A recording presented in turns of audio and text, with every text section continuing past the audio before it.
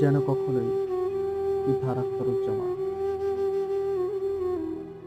তোমার অজস্র অভিযোগের বিপরীতে চুপ থেকে দেখেছি কি নিদারুণ ভাবে তোমার চোখের জলে সব শেষমেশ শীতল হয়ে যায়। ক্ষমা করে দিও আমার এমন স্বার্থপরতায়। আমি ভালোবাসা প্রকাশে বরাবরই ব্যর্থ। আমি বরাবরই চেয়েছি তুমি থাকো কিংবা থেকে যাও, কিছুটা না পাওয়ার উপলব্ধিটা।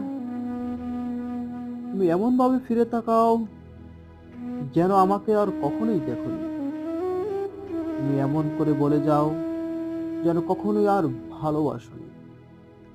তুমি এমন করে চলে যাও যেন কখনোই আর ফিরে আসোনি।